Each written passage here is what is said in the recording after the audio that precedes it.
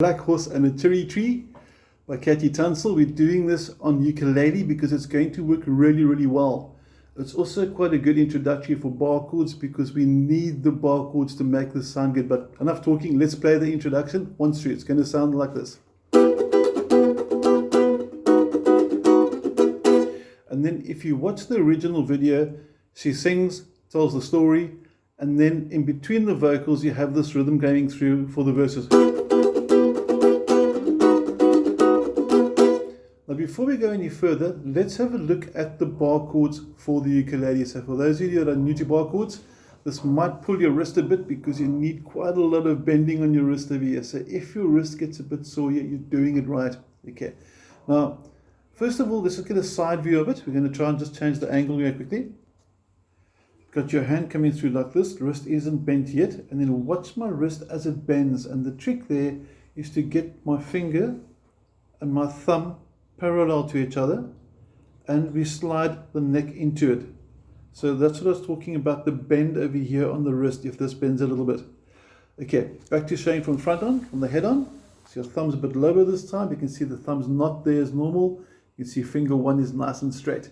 Now your new E minor means finger 2 goes onto the 2nd string's 3rd fret. Ring finger number 3 goes to string 4, fret 4, pinky string 3, fret 4. This is my E minor.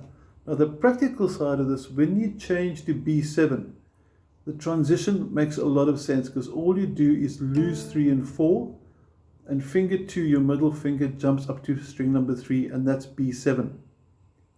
So E minor, B7, and back to E minor, and that's basically your transition. Now the strumming of the song's pretty cool. It's got some nice little damping techniques, and the damping's going to come through as a result of the bar chord simply releasing pressure. You can see that movement over there, my little twitchy hand. Okay, it looks like it's had too little coffee. Okay, listen to how nice it sounds with the strumming pattern. Now, the rhythm pattern is on the page as well, and we're starting with the E minor, and it starts down, down, up, down, up, down, down. Now that didn't sound as good as what I was doing earlier because there were no silent gaps. This is what you want to hear. And this is what you don't want to hear. So you don't want the notes to ring, you want the notes to be very staccato. The rests or the silent pauses are very important for the song. And we're going to start off with one strum, dead silence.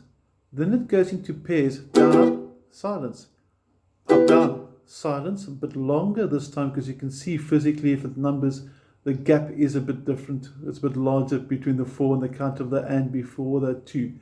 So it's going to then go and 2, up, down, and on the count of 3, down again. So slow motion, down, down, up, down, up, down, down. And then if you want to, at the end of the strumming pattern are 2 light blue faded arrows.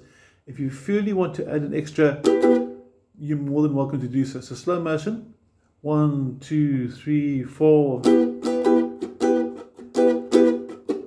the little can also be as well at the end. That's what I'm talking about, the light blue faded arrows. Now, when you go to the B7, I'm going to get a bit more of a head-on view now. You guys to share the bar. In other words, you're going to start with the B7 and you're going to go. So you're going to change halfway through, and you can see in the second line by the strumming pattern with the arrows there. On the and after the 1, there's an E minor, so it's B7, down, down, up, down. Then you go to E minor, up, down, down.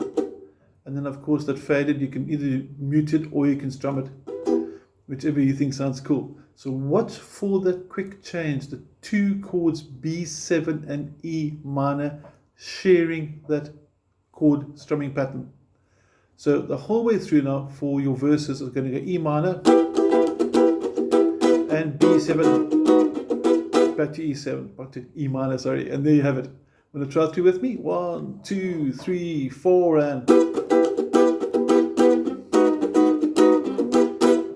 then she sings the a cappella and back to the rhythm again.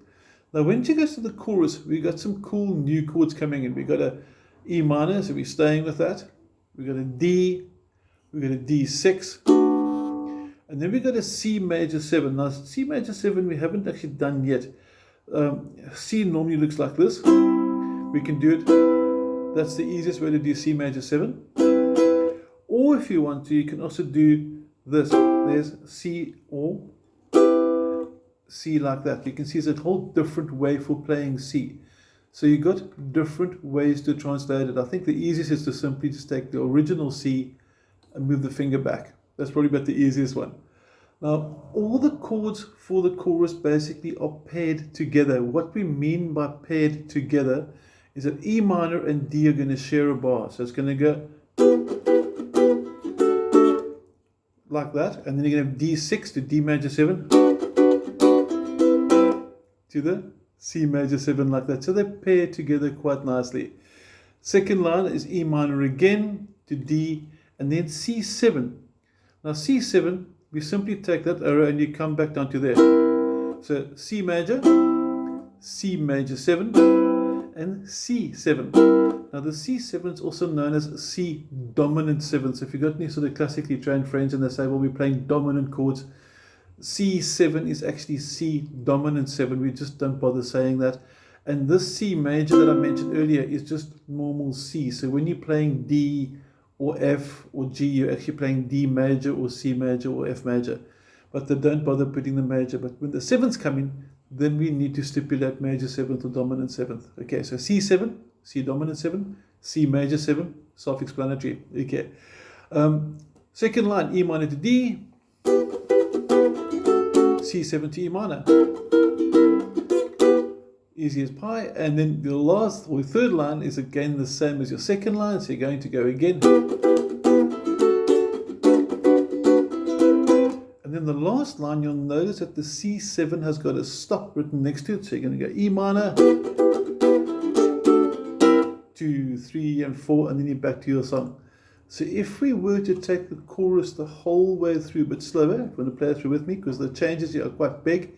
It's a really nice song, like I said, it's got nice rhythm, something different, a lot of new chords, good for the intermediate players to get your bar chords going. And let's take it through slow motion. 2 and 3 and 4 and...